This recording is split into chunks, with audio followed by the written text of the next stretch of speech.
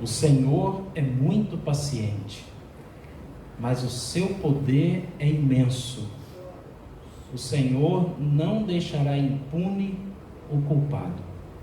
Há algumas semanas nós demos início a essa série de mensagens, pior que coronavírus, porque a intenção aqui é fazer um paralelo entre duas doenças. Uma que é coronavírus, que a cada dia que passa parece que a preocupação vai aumentando, né? A cura não surge, não aparece, e os casos vão aumentando. Hoje os dados mais atuais dizem que já morreram mais de 1.000 pessoas por causa do coronavírus. É muito preocupante. Mas eu quero fazer um paralelo entre o coronavírus e a doença do pecado. E é por isso que nós colocamos esse tema, pior que coronavírus, porque acreditamos que tanto na sua origem, como nos seus sintomas, cura, vacinas, em tudo o pecado supera.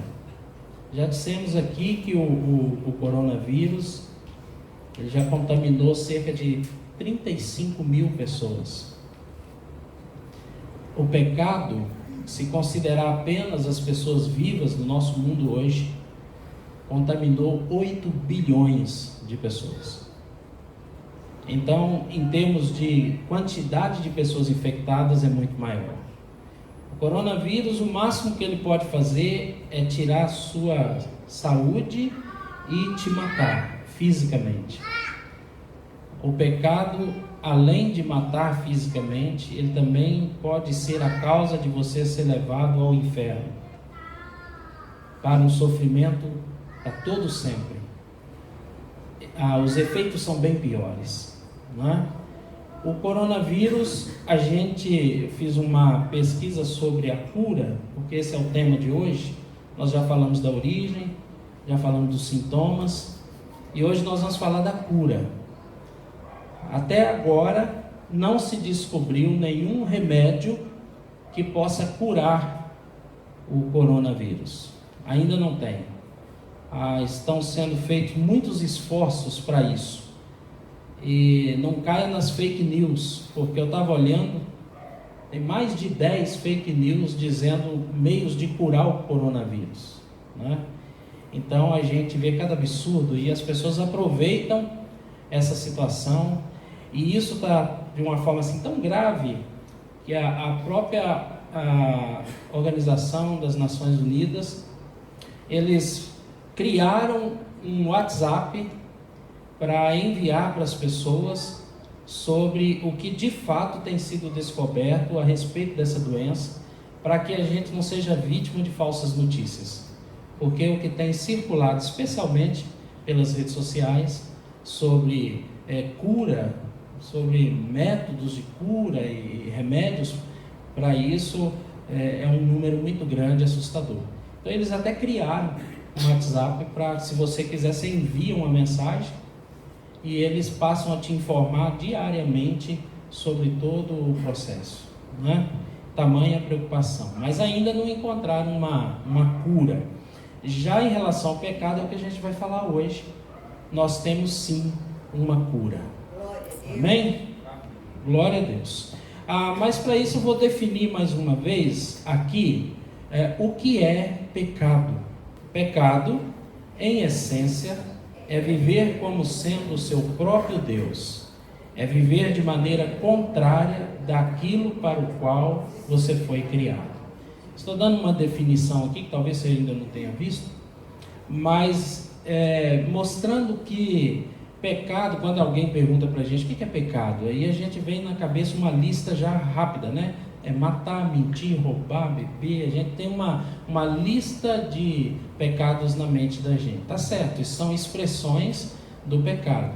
Mas o pecado na essência é quando eu passo a viver sendo o meu próprio Deus. Eu decido o que é bom para mim. Eu não vivo segundo a orientação segura da palavra de Deus. Eu vivo segundo a minha vontade, segundo os meus desejos, segundo o que eu acho que é certo e o que eu acho que é errado. Então, o pecado é ser o seu próprio Deus. Às vezes a gente fala tanto em idolatria e talvez a pior das idolatrias somos nós mesmos. Quando nós nos tornamos os nossos próprios deuses.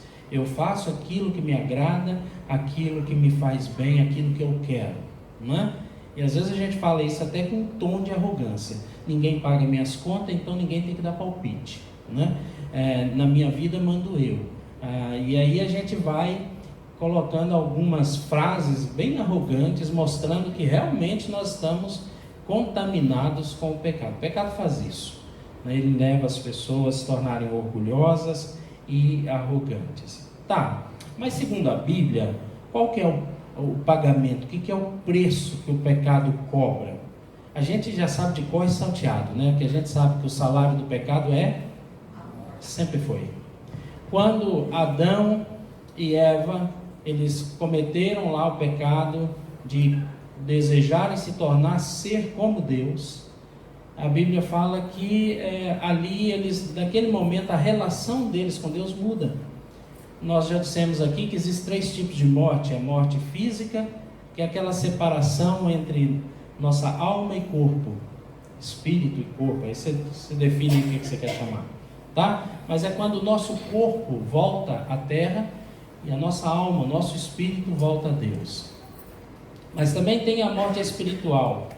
Essa morte espiritual é quando nós nos afastamos de Deus, e é isso que a gente está chamando de pecado.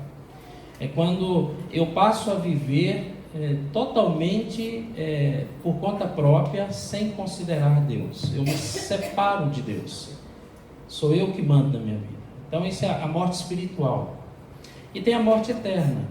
A morte eterna é para aqueles que não se voltam para Deus, e aí passam pela morte física, naturalmente vão experimentar a morte eterna, que é estar separado de Deus para todo sempre.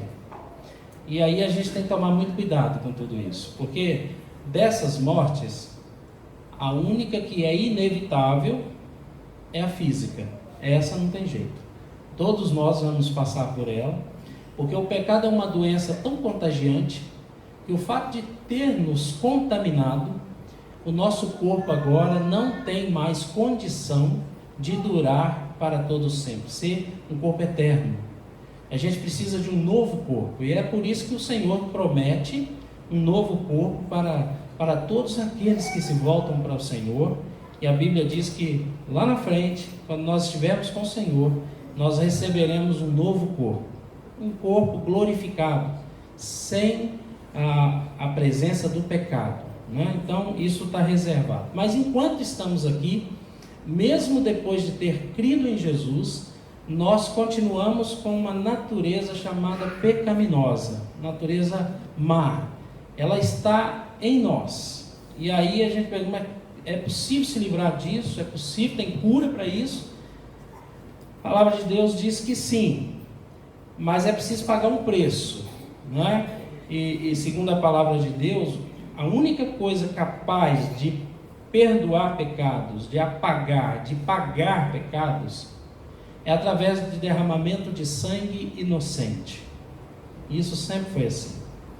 Quando Adão e Eva pecaram, a Bíblia diz que o Senhor fez roupas para Adão e Eva de peles de animais, o que se deduz que um animal foi morto.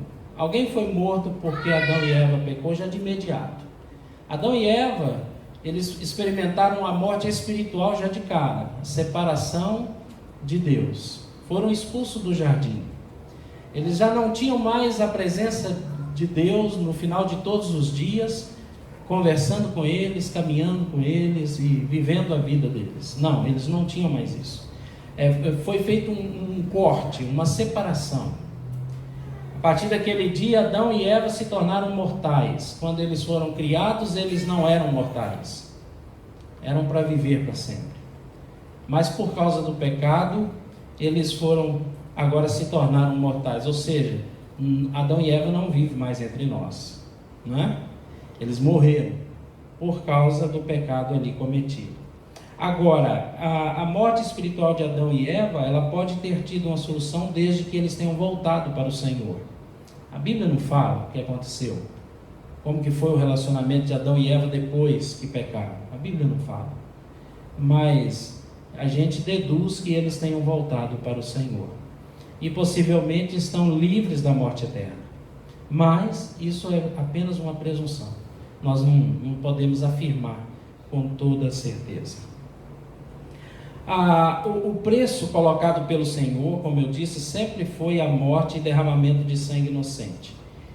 A partir daquele momento do pecado de Adão e Eva, todas as pessoas agora precisam que um sangue inocente seja derramado para que eles alcancem o perdão de Deus. O próprio Deus havia prometido que resolveria esse problema na pessoa do seu Filho, Jesus Cristo. Mas aí fica a pergunta, de Adão e Eva até Jesus, como é que as pessoas eram perdoadas por Deus? Quando a gente olha para Naum, ele vem confirmando o ensino que está em Êxodo, que diz que Deus não inocenta o culpado. Aqui em Naum ele chega a dizer que o Senhor não deixará impune o pecado. Naum fala isso. O Senhor não deixará impune o pecado.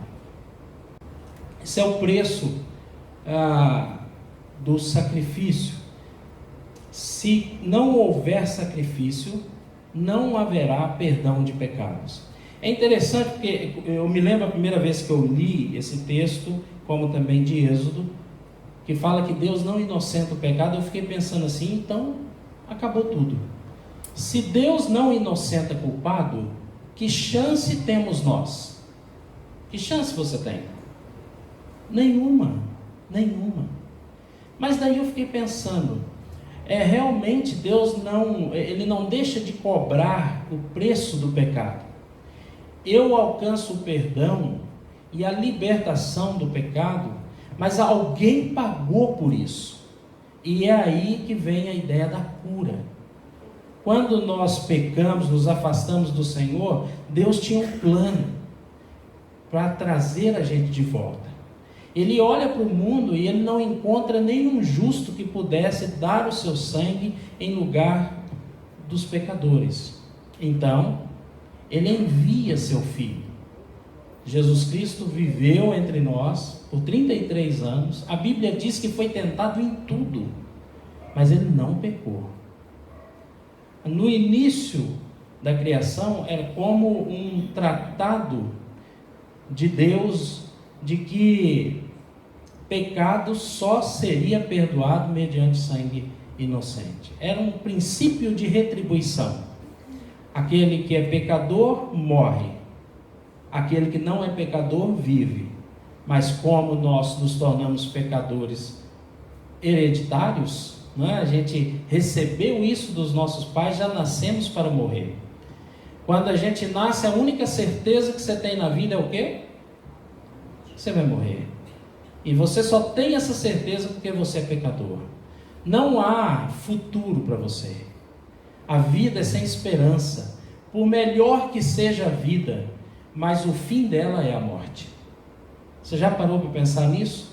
Quando nasce alguém, a certeza que a gente tem que um dia alguém vai chorar por essa pessoa.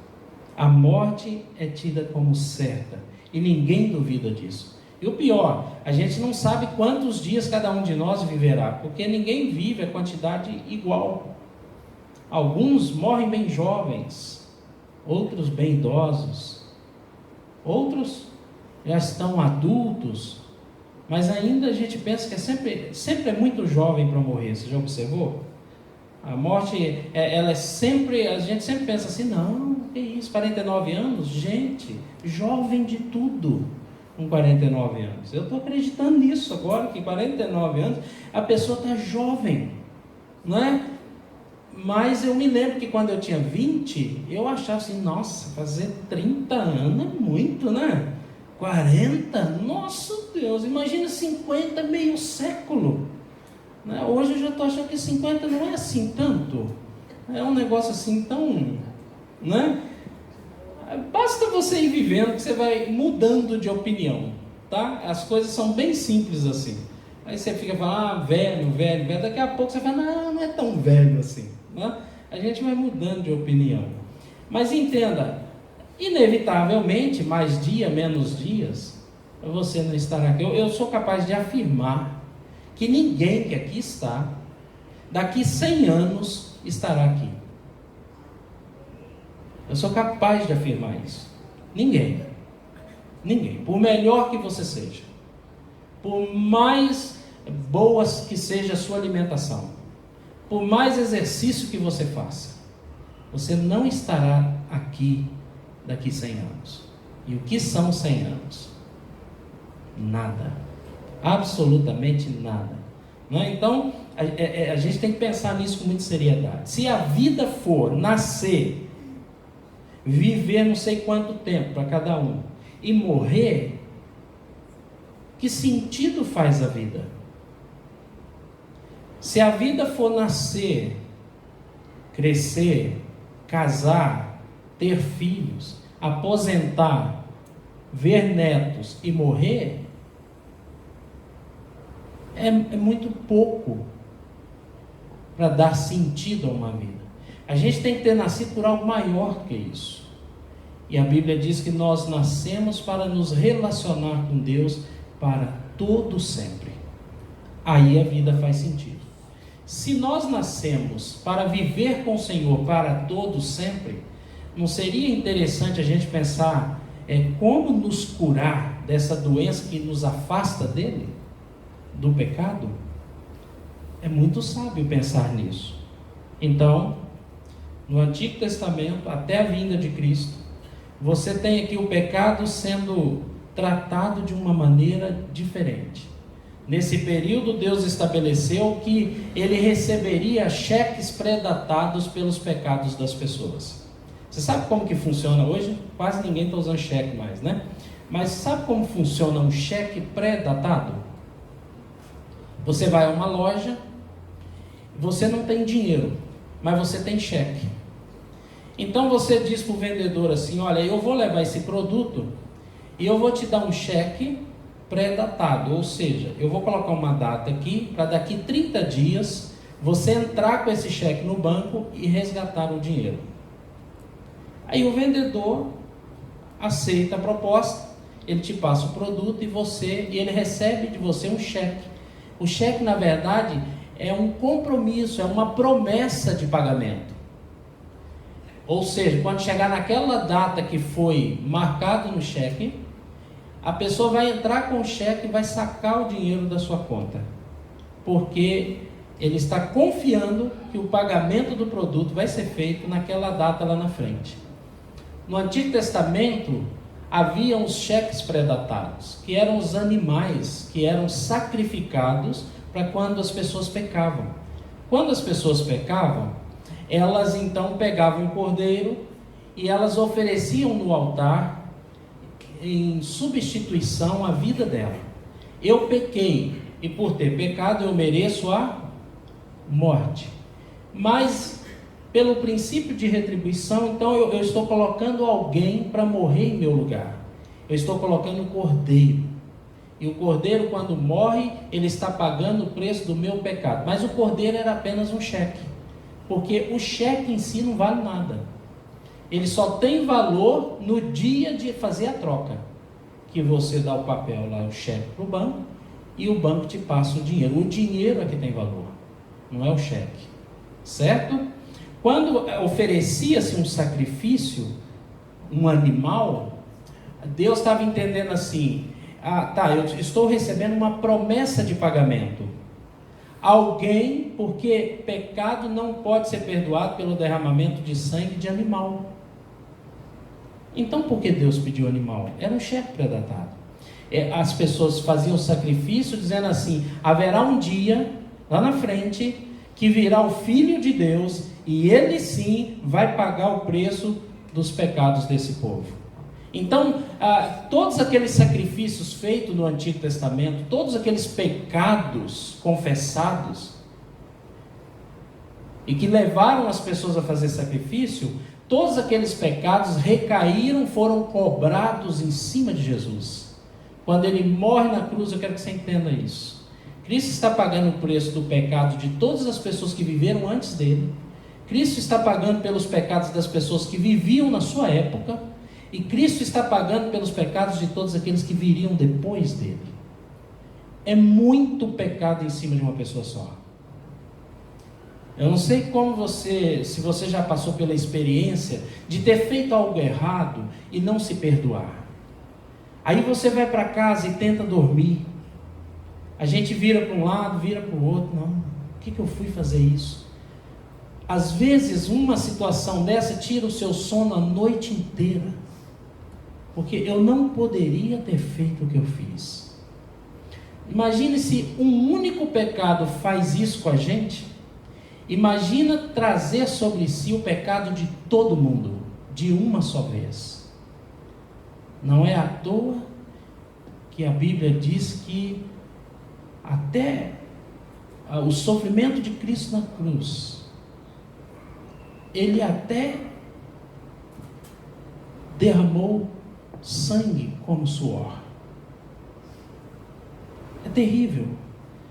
O sofrimento que ele passou foi gigantesco, porque recaiu sobre ele o pecado de todos nós. Lá, os sacrifícios eram feitos por animais, mas esses sacrifícios, pagando o preço de pecado, eles eram apenas como cheques pré-datados, porque o pagamento mesmo veio de forma definitiva no sacrifício de Jesus. O texto diz, você pode ler comigo? Cristo foi oferecido em sacrifício uma única vez, para tirar os pecados de muitos, e aparecerá segunda vez, não para tirar o pecado, mas para trazer salvação aos que o aguardam. É interessante esse texto, que ele diz que o sacrifício de Cristo foi único e definitivo. Esse é o verdadeiro sacrifício. Quando Cristo morre na cruz, ele está pagando o preço de todos os nossos pecados. E eu quero dizer uma coisa. Eu creio que a gente já ouviu falar muitas vezes aquela frase: Jesus Cristo morreu por mim. Ele morreu por você, não é? Às vezes, e eu temo que às vezes a gente acostumou tanto a ouvir essa frase que a gente já olha para ela com uma certa indiferença. A gente não para pensar no que significa isso. Depois de viver 30 anos, mas no final da vida, os seus 33, a Bíblia diz que a polícia de Jerusalém prendeu um bandido chamado Barrabás. Sua fama era conhecida por todos. Homem cruel, que merecia a morte. Esse homem foi condenado à morte. Mas no mesmo tempo, eles também prenderam a Jesus por acusações falsas. Um homem completamente diferente de Barrabás. Era um homem perfeito, que só havia feito bem. Mas Pilatos agora se vê num jogo político com os sacerdotes. Ele quer livrar Jesus, mas a pressão política sobre ele é grande para que ele mate Jesus. Então Pilatos tem uma ideia. Era período de Páscoa. Ele leva Jesus e Barrabás à frente do povo e diz assim: olha, em dias como esse, é normal a gente soltar um preso a pedido de vocês. Então eu trago aqui duas pessoas. Na cabeça de Pilatos não havia dúvida: o povo vai escolher Jesus, porque Jesus só faz coisa boa. Ele tem abençoado a vida de muita gente. Então ele apresenta: eu tenho Jesus e tenho Barrabás, qual dos dois vocês querem que eu solte? Qual não foi a surpresa? Instigado certamente pelas lideranças políticas religiosas da época, o povo começa a gritar: solte Barrabás e crucifica Jesus. E eles falam isso diversas vezes, a ponto de o governador Pilatos trazer uma bacia com água, mandar lava as mãos na frente daquele povo, como dizendo assim: eu sou inocente do sangue desse homem. E o povo, meio que louco, diz assim: que caia sobre nós toda a culpa, mas solte Barrabás e crucifica Jesus. Jesus então é levado à crucificação. apanha muito, coroa de espinho na cabeça. Além de tudo isso, ele tem que aguentar os xingamentos, sendo que apenas com um piscar de olhos ou um único pensamento, ele seria capaz de livrar de tudo aquilo e fazer justiça com as próprias mãos. Mas ele não faz. Ele não faz porque ele está envolvido num amor que eu jamais entendi. E eu nunca vou compreender. Por que ele me amou tanto? Por que ele foi capaz de se submeter a um tipo de morte? E desse jeito humilhante. Mas ele morre consumido por um amor que eu nunca entendi e jamais vou entender. Eu já abri mão de querer entender por que ele me amou tanto. Naquele dia em que Pilatos ouviu da multidão que deveria crucificar a Jesus, eu fico pensando como deve ter sentido Barrabás. Barrabás estava ali, certo que era o dia da sua morte.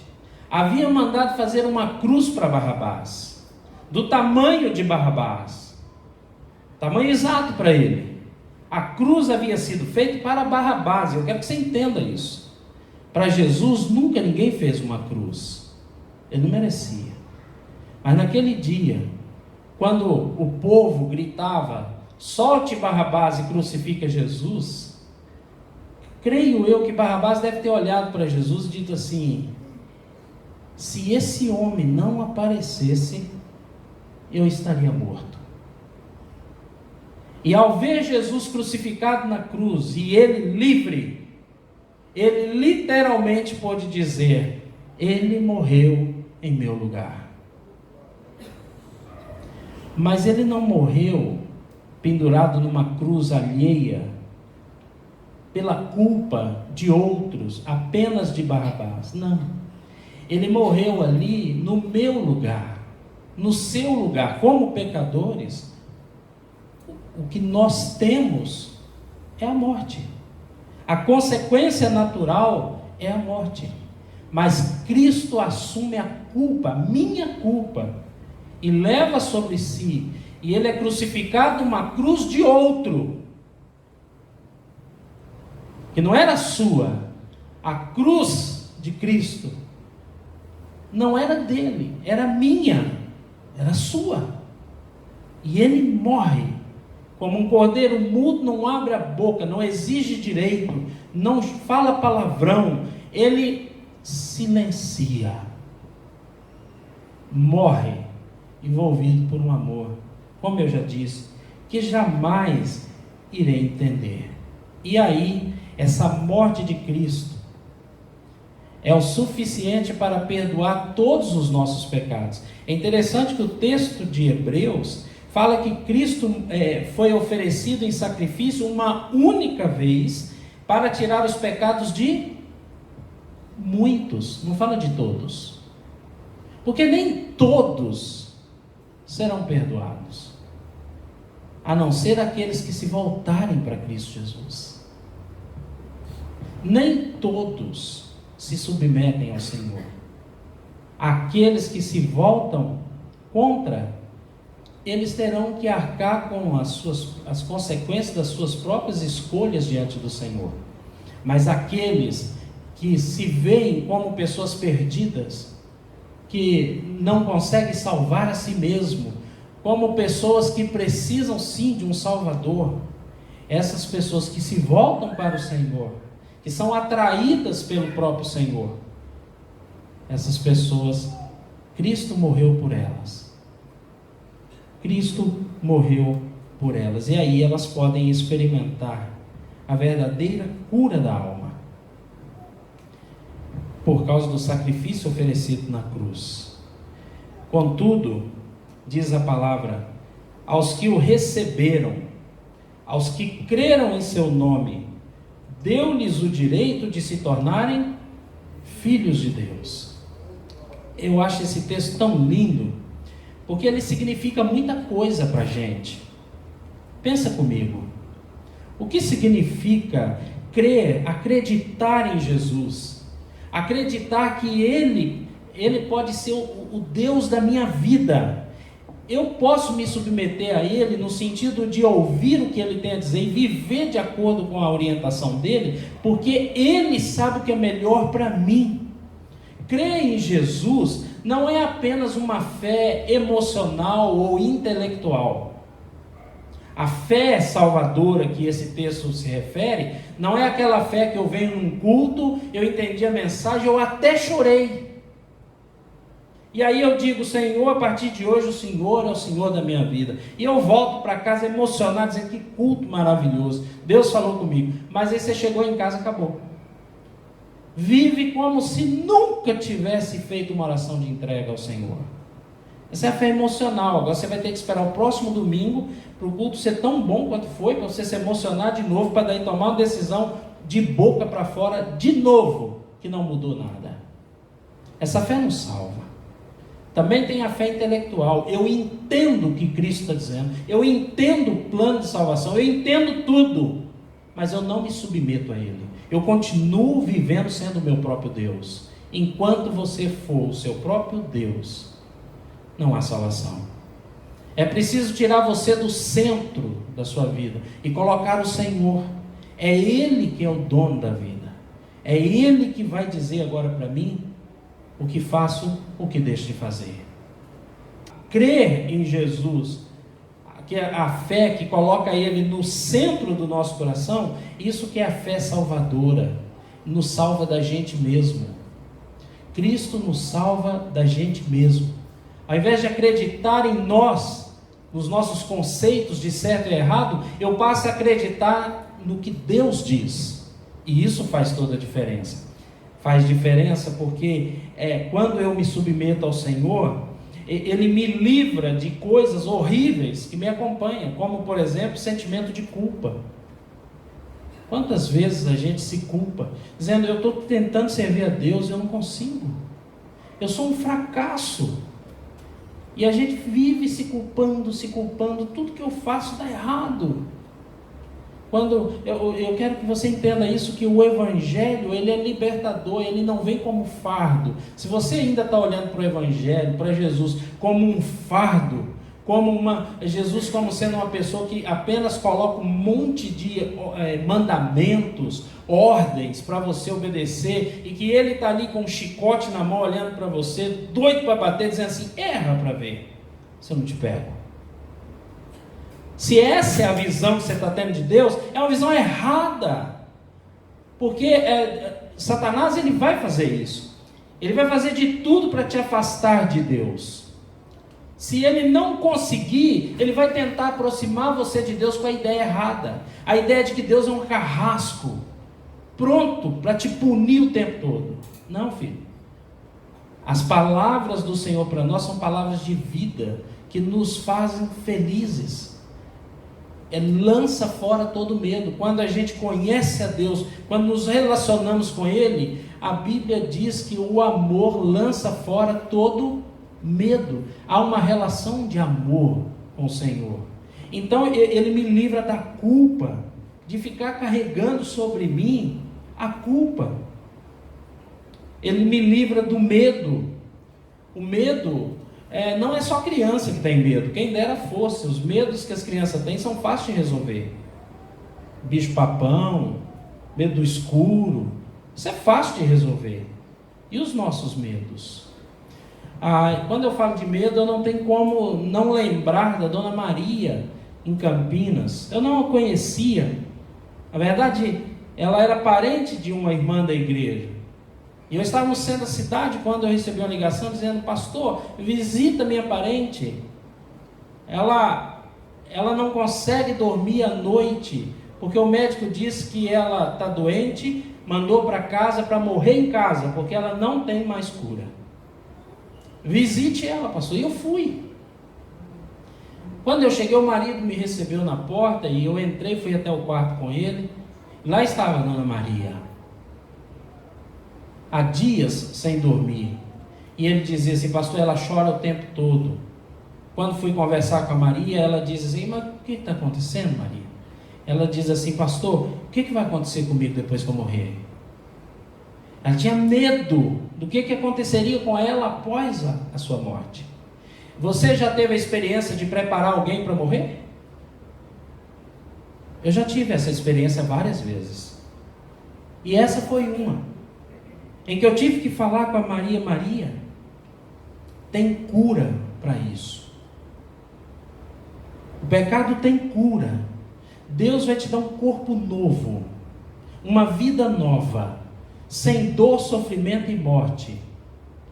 Se você se reconhecer como pecador e se render a Jesus, entender o que Ele fez na cruz por você.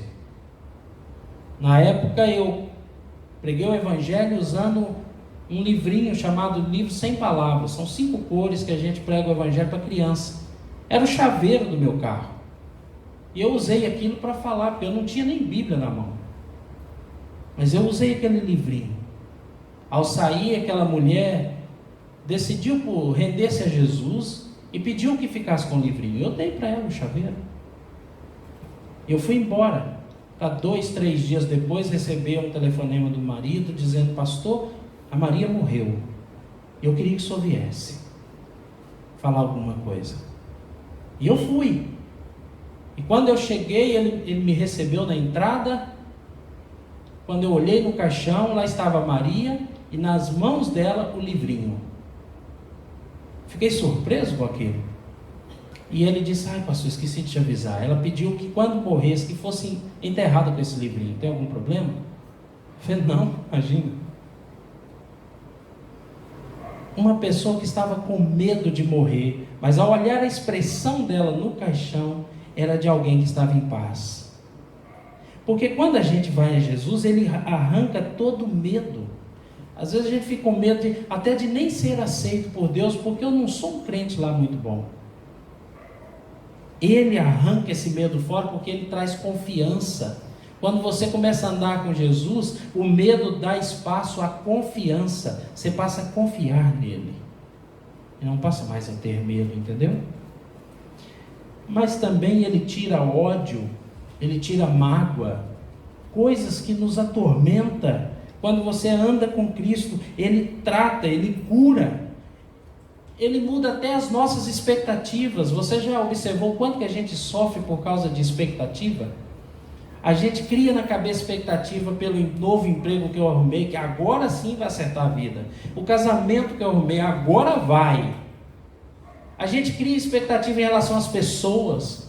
E quando elas não cumprem essa expectativa, que não vai cumprir mesmo, porque ninguém é capaz de cumprir as expectativas que a gente cria, a decepção vem. E quando a gente cria expectativa em relação a gente mesmo, eu deveria estar melhor. E a gente vai colocando expectativas cada vez mais inatingíveis e se frustra. E dá vontade de voltar atrás. Não adiantou nada, pastor. Estou aqui há mais de um ano ouvindo o Senhor e nada disso está conseguindo mudar a minha vida. Expectativas. A gente, quando anda com Jesus, a gente joga expectativa nele. Senhor, eu não posso, mas o Senhor pode. O Senhor pode mudar a minha vida. A minha expectativa está nele, não está mais em mim. Ele muda isso. E Ele tira a infelicidade que nos leva a dedicar todo o esforço e recurso em busca de um pouco de paz e de prazer. Ele tira isso da nossa vida e coloca a verdadeira felicidade, que é se relacionar com Ele. E aí pode passar a situação que for, e você ainda continua sendo feliz. Como diz aquele velho hino: sou feliz com Jesus. Se paz a mais doce vier, ou se dor a mais forte sofrer, eu sei que com Jesus eu sempre serei feliz. Aí a gente passa a ter uma felicidade que não depende mais das circunstâncias. Mas a gente não conhece isso. Quando você se volta para Cristo, isso começa a ser uma realidade na sua vida. Crer em Jesus, entregar a minha vida aos cuidados dele, significa reconectar, voltar a um relacionamento que eu havia perdido. Deus quer se relacionar com você como um pai que ama seu filho, como amigos que contam segredos, como pessoas que caminham juntos, porque Ele quer estar com você, em você. O Evangelho ele nos liberta de nós mesmos e nos liberta de coisas que nos fazem muito mal, como eu já disse aqui, de culpa, de medo, de ódio, de mágoa, de infelicidade, de expectativas frustradas, nos livra de nós mesmos. Você quer ser feliz? Você quer se dar bem na vida? Olhe para Jesus, siga a orientação dele. Se ele falar vai para a direita, vai para a direita. Se ele falar vai para a esquerda, vai para a esquerda. Mas eu não estou querendo ir para a esquerda. Não olha para o que você está querendo. Você passou a vida inteira fazendo o que você quer e está dando errado. Começa a olhar para o que Jesus quer. E isso muda a vida da gente. Amém? Eu quero orar por você. Como anda a sua vida? Você já tomou esse remédio de crer em Jesus, de se render a Ele? Você já reconhece Ele como sendo seu Deus? Você já tem confiança nisso? Se não tem, então você tem a oportunidade de falar isso com Ele e de buscar isso nele. O Senhor pode mudar a sua vida e Ele vai. Ele só precisa desse sinalzinho verde, dizendo: ok, Senhor, eu entendi, eu não sou capaz de mudar minha vida, então a minha expectativa agora está no Senhor. Muda para mim, me transforma por dentro e me faça um novo ser.